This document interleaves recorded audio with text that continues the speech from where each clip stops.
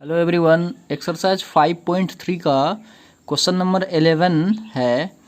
इसमें कह रहा है जो if the sum of the first n terms of an A P is 4n minus n square. मतलब कह रहा है जिसका जो n टर्म का जो सम है, जो n पद तक का जो उसका योग है वो दिया हुआ है 4n माइनस एन स्क्वायर। तो सबसे पहले मैं लिख देता हूँ यहाँ पर गिवन डैट क्या क्या दिया हुआ है। देखो एस एन दिया हुआ है, एन टर्म्स तक का एस एन दिया हुआ है। क्या दिया हुआ है? 4n minus n square. ठीक है, एक चीज ये दिया हुआ है। अब क्या कह रहा है, what is the first term, what is the first term. इसमें कह रहा है इसका फर्स्ट टर्म क्या होगा, यानी कि a1 क्या होगा। अब मैं आपको एक चीज बताता हूँ, मैं आपको a1 का मतलब हुआ, देखो एक चीज़ मैं आपको बताता हूँ। इसमें दे रखा है ना जो what is the first term, that is S1। First term और S1 एक ही बात होता है। कैसे? जैसे मान लो कोई एक AP है और AP मान लो एक ही टर्म है, आप लेट करो, सपोज करो जो एक ही टर्म है यानी कि 5 है, तो इसका तो A1 का भी वैल्यू यही हुआ, 5 हुआ। और इसमें S1, तो इसमें तो एक ही टर्म है, इन AP का ये एक ही टर्म का सम कितना होगा, 5 ही तो होगा। तो यानी कि A1 और S1 का वैल्यू 5 ही होगा। तो A1 और S1 का मतलब एक ही बात हुआ। जो फर्स्ट टर्म होता है वो A1 का भी वैल्यू होता है और S1 का भी वही वैल्यू होता है, क्योंकि एक टर्म को आप अगर ऐड करोगे तो वही सेम ही रह जाएगा, है ना। तो यानी कि इसमें A1 या फिर S1 आपको निकालने हैं। ठीक है, A1 या S1 आपको निकालने हैं, तो बात तो एक ही है। उसके बाद क्या है, what is the sum of first two term, sum of first two term यानी कि S2 निकालने हैं आपको। S2 equal what.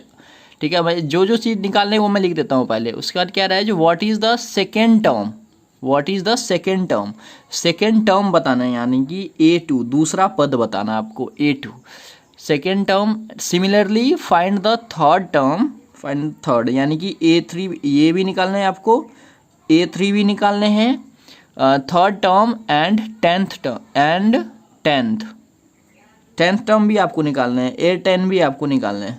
ठीक है, और उसके बाद क्या निकालना है, एंड nth टर्म भी निकालना है आपको, AN भी निकालने हैं।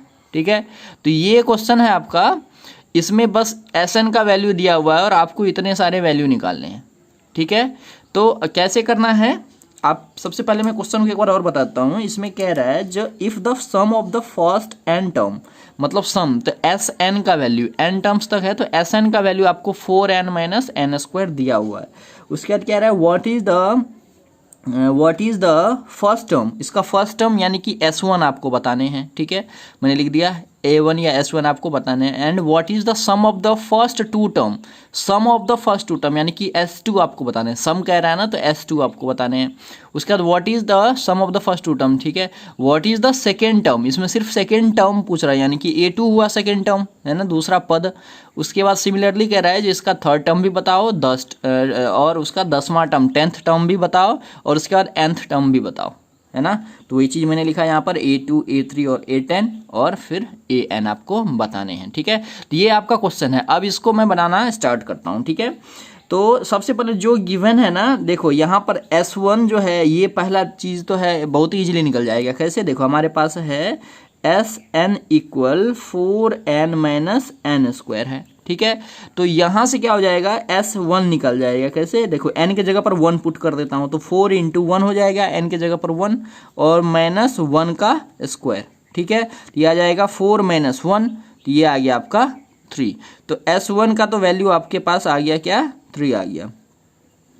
ठीक है, S1 का वैल्यू आ गया। अब आपको S2 निकालना है, तो S2 मैं यहाँ पर निकाल लेता हूँ। देखो S2 इक्वल कितना आ जाएगा, 4 × n के जगह पर 2, तो 2 आ गया, माइनस n स्क्वायर है तो 2 का स्क्वायर हो जाएगा, तो यानी कि 4 2 जा 8 माइनस 2 2 जा 4।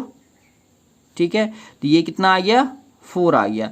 S2 का वैल्यू आपका 4 आ गया। ठीक है, तो S1 और S2 तो आ गया, मतलब ये पहला और ये दूसरा, ये दोनों तो हमारा निकल गया। ठीक है, अब आपको A2 बताने हैं, A2 बताने हैं, फिर A3 बताने हैं। ठीक है, A10 बताने और AN बताने हैं। तो बहुत ही ईजी सा क्वेश्चन है। देखो अब सवाल ये है जो A2 कैसे निकलेगा इसमें, इसका तो कोई फॉर्मूला नहीं है ना, A2 का फॉर्मूला A प्लस डी है, तो इसमें A और D का तो वैल्यू हमें पता ही नहीं है, तो मैं A2 का कैसे निकाल सकता हूँ। तो देखो सबसे पहले आप एक चीज़ बताओ, देखो जैसे मान लो कोई AP है, देखो S1 और S2 तो आपका दिया हुआ है, दो टर्म का योग है ना। देखो इसमें ये S1 का भी वैल्यू है ना, और ये क्या है, ये A1 का भी वैल्यू है ना, ये जो है S1 का वैल्यू है, A1 का भी वैल्यू है। तो इसमें गिवन में है देखो सम ऑफ टू टर्म्स, तो यानी कि मान लो A1 plus A2 equal to ये 4 है ना। देखो सम ऑफ टू टर्म्स, तो पहला टर्म और दूसरा टर्म इक्वल टू 4 है ना, यहाँ पर दिया हुआ है, अभी हमने निकाला था। तो जिसमें पहला टर्म आपके पास है 3, पहला टर्म 3 है ना, तो दूसरा टर्म क्या हो जाएगा यहाँ पर A2 इक्वल टू 4 हो गया। तो यहाँ से A2 क्या हो जाएगा, ये जो A2 आ जाएगा, ये यहाँ से अगर मैं A2 लिखूँ तो ये आ जाएगा 4 माइनस 3, तो A2 का वैल्यू 1 आ गया। समझ में आया आपको ये मैंने कैसे करा?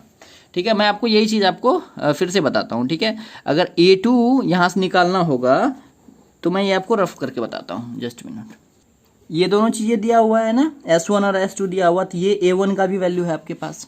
तो देखो यहाँ पर S2 यानी कि सम ऑफ टू टर्म्स 4 दिया हुआ है।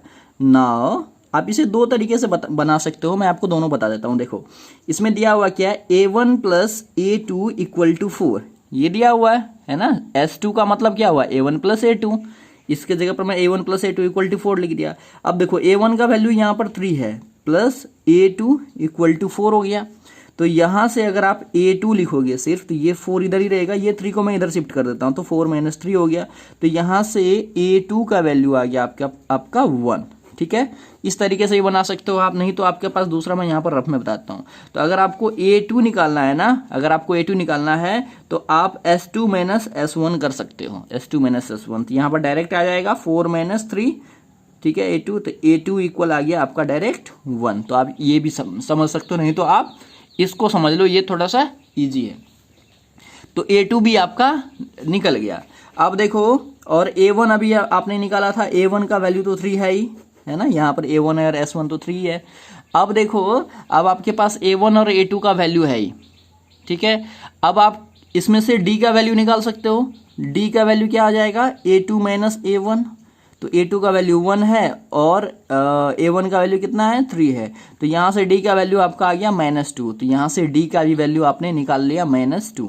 बहुत ही इजी सा कॉन्सेप्ट है, बस थोड़ा सा दिमाग लगाओगे बहुत ही इजीली सॉल्व हो जाएगा। तो D का भी वैल्यू आपको पता चल गया। अब आपको निकालने क्या क्या है, A3 भी निकालने हैं, है ना। तो A3 इक्वल क्या आ जाएगा, अब हम डायरेक्ट इसमें पुट कर देंगे। कैसे, क्योंकि हमारे पास A का भी वैल्यू है और D का भी वैल्यू है। तो मैं A3 का फॉर्मूला क्या होता है, A प्लस 2D होता है। तो यहाँ से A का वैल्यू आपका 3 है और प्लस 2 इंटू D का वैल्यू -2 है। तो ये आ गया आपका A3, और ये माइनस हो जाएगा, प्लस माइनस माइनस 4 हो जाएगा, ये आ जाएगा आपका -1। तो A3 का वैल्यू आ गया आपका -1 यहाँ से। ठीक है, अब आपको क्या निकालना है, A10 निकालना है। तो A10 कैसे आ जाएगा, बस वही वाला फॉर्मूला लगा दो आप। A10 का फॉर्मूला हो जाएगा A प्लस 9D। ठीक है, तो यहाँ पर A का वैल्यू 3 है और इंटू 9 इंटू -2 हो जाएगा, ये क्या आ जाएगा, 3 माइनस 9 टू ज़ा 18। ठीक है, तो 3 में से 18 जाएगा तो कितना बचेगा, -15। ये आ गया आपका A10 का वैल्यू, A10 का वैल्यू आ गया -15, ये भी आ गया। अब आपको क्या सब निकालना था, देखो इसमें ये है क्वेश्चन आपका, ये A2 आपने निकाल लिया, A3 भी निकल गया, A10 भी निकल गया, अब AN बचा हुआ है बस। ठीक है, तो AN मैं यहाँ पर बता देता हूँ। तो AN इक्वल क्या हो जाएगा, A plus N minus 1 into D। ठीक है, A और D का वैल्यू हमें पता है, जिसमें A और D का वैल्यू आप पुट कर दो। तो A का वैल्यू है आपका 3 प्लस N माइनस 1 इंटू, चूंकि इसमें n का वैल्यू कुछ नहीं है तो ये n के फॉर्म में ही इसका आंसर आएगा, और d का वैल्यू आपका -2। ठीक है, अब यहाँ से क्या हो जाएगा, 3 और प्लस इस -2 को इधर मल्टीप्लाई कर दो, तो ये आ जाएगा आपका प्लस माइनस, यहाँ पर -2n लिख देता हूँ, और यहाँ पर डायरेक्ट लिखना पड़ेगा। देखो मैं यहाँ पर डायरेक्ट लिखता हूँ, नेक्स्ट स्टेप में देखो ये आ जाएगा 3, और ये -2 से अगर इसमें मल्टीप्लाई करूंगा तो ये प्लस माइनस माइनस हो जाएगा 2n, और ये आ जाएगा +2। ठीक है, तो अब देखो नेक्स्ट स्टेप में क्या हो जाएगा, 3 + 2 ये 5 हो गया, ठीक है 5 और यहाँ पर माइनस है तो 5 - 2n, देखो 3 और 2 5 हो गया और -2n है तो -2n लिख दिया, तो 5 - 2n ये हो गया आपका an का वैल्यू, ठीक है। तो जितना भी चीज़ आपको इसमें फाइंड आउट करना था वो सब का सब इसमें आपको इजीली मिल गया है। तो बस इसमें थोड़ा सा आपको कंसंट्रेट करना था और समझना था कैसे किस तरीके से इसका मैं वैल्यू निकाल सकता हूँ। बस थोड़ा सा घुमा के ये सवाल पूछा गया था, बाकी था कुछ भी नहीं। आपने देखा मैंने कितने इजी तरीके से सॉल्व कर दिया, आपको भी इजीली समझ में आ गया होगा। तो ये क्वेश्चन नंबर 11 था जो मैंने इसका कंप्लीट पूरा बता दिया, जो जो भी इसमें फाइंड आउट करने थे। तो फिर अभी क्वेश्चन नंबर 12 मैं अगले वीडियो में आपको समझा दूंगा।